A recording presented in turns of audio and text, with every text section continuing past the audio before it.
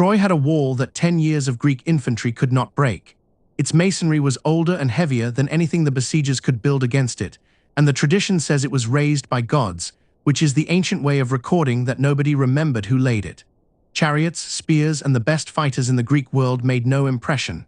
The war was going to end at that wall, or not at all. The solution the tradition gives is a wooden horse, hollow, with armed men sealed inside. Every ancient source agrees on this much. They disagree on almost everything else, how many men, who built it, how the hatch worked, how it moved. But the disagreements are useful because they are engineering constraints in disguise. Each detail the sources argue about is a structural question about a machine nobody thought to draw in section. Draw it now. Take the payload the sources describe, the timber they name, the wall it had to pass, and build it as a working object.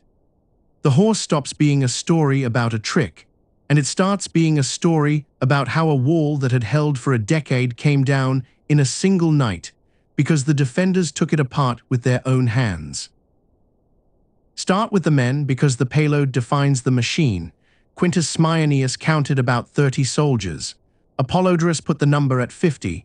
Triphiodorus said 23.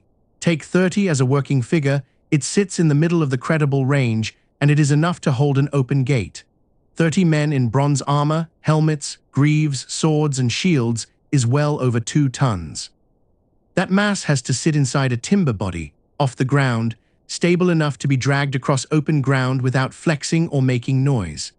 The sources also agree, without realizing they are agreeing, on the scale. The horse had to be large enough to look like a plausible offering, a monument, not a toy, and the Trojans hauled it on ropes, which means it sat on rollers or a sledge, not on legs that walked. Virgil adds the structural detail. The horse was too wide for the city gate, and the Trojans broke a section of their own wall to bring it through. That width is not a dramatic flourish. It is a structural fact about how large a chamber for 30 armored men has to be. Homer, the oldest source, barely described the horse at all. It appears in his Odyssey as a memory sung at a banquet, and in the Iliad it does not appear. But what Homer does give, almost by accident, is the best structural evidence for the interior. Helen walks around the horse at night, calling in the voices of the hidden men's wives, and one soldier almost answers before Odysseus clamps a hand across his mouth. For that scene to work, the walls have to be thin enough to hear a voice clearly through the timber, the interior has to be dark enough that a man cannot see his own hands, and the space has to be tight enough that Odysseus can reach across and silence his neighbor without standing up. That is not a memory of a statue. It is a memory of being trapped in a sealed wooden room with the enemy outside, and it tells you more about the construction than any of the later poets who tried to describe the horse directly. Cut the horse open at the midpoint, and the first thing you see is the frame. A central timber spine runs the full length of the body, heavy, probably fir or pine, the woods the tradition names stiff enough to carry the chamber floor and hold the profile true when the whole structure is dragged over broken ground. Ribs curve outward from that spine to form the flanks, and a carved exterior sits over the ribs to make the frame read as a horse from a distance. Strip the carving away and what remains is a boat hull turned upside down, a keel, frames, and planking built by a man the Greeks remembered as a carpenter. Move down to the legs. They cannot be horse legs. 2 tons of armed men plus the mass of the timber frame itself has to come straight down to the ground through 4 heavy posts. Each one is a column, sized for the load, not carved for appearance. They are the most heavily engineered part of the machine, and everything above them, the belly, the neck, the carved head, is resting on that structure. The head and neck carry nothing. They are fairing there to complete the silhouette. The belly is the chamber.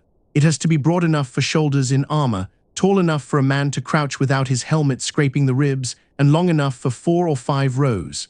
There is no light inside. The men sit in darkness, folded into a timber room barely large enough to hold them, hearing the city through the planking but seeing nothing. 30 men breathing in a sealed wooden box in the Mediterranean heat will exhaust the breathable air faster than most people expect. Either the carved exterior has concealed gaps that let air circulate, or the time the men could survive inside was shorter than the story usually allows.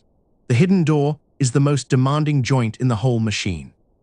Every ancient source mentions a hatch the men climb through at night. On a working structure, That hatch has to be invisible from outside, strong enough to serve as part of a load-bearing wall, and openable silently from inside by a man working blind with no room to swing his arms. The builder the tradition remembers is Epius, a carpenter and a boxer, and the joint he had to make is the kind of problem that keeps a good joiner thinking for days. A flush panel that locks from inside, releases without a hammer, and leaves no visible seam on the outer face of the carving. Look underneath. The horse does not walk. It sits on a sledge or a set of heavy rollers, and the Trojans haul it with ropes across the plain. The underside of the machine is the least dramatic part of the reconstruction and the most revealing, because it shows you what the object actually is once you stop looking at the carved head and the painted flanks. It is a covered frame on wheels, built to move toward a wall. Now measure the width. A chamber broad enough for armored men in rows, columns thick enough for the load, a carved exterior that reads at a distance, and the finished object is wider than any gate in a Bronze Age city wall. The Trojans cannot roll it through. They have to dismantle a section of their own fortification to bring it inside, and they do the work with their own hands. That is not a failure of planning. That is the purpose of the machine. It does not need to break the wall. It makes the city break it. Pausanias, a Greek traveler writing in the 2nd century, said as much. Anyone who did not take the Trojans for complete fools, he said, would recognize that the work of Epius was a contrivance for breaking through the wall. He read the horse as a siege engine, and the reconstruction reaches the same answer from the inside. A covered timber frame, too wide for a gate, hauled to the wall on rollers, with a hidden hatch that opens at night. That is not an offering. That is a ram housing with a boarding party.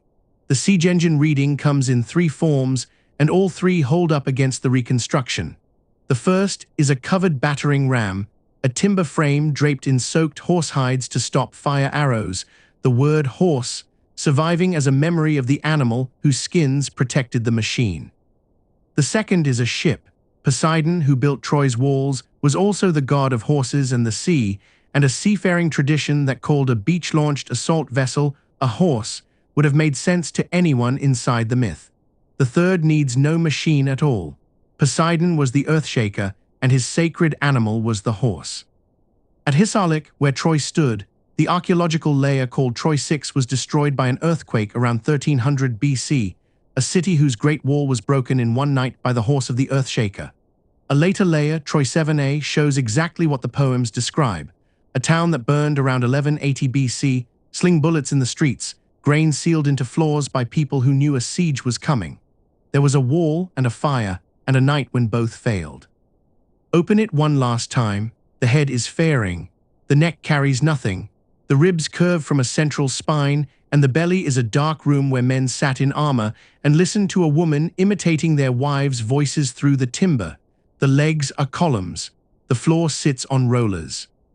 And the whole machine is wider than the gate it was aimed at, because the object was never meant to go through a wall. It was meant to make the people on the other side take the wall down themselves, stone by stone, while the men inside waited in the dark for the city to fall asleep.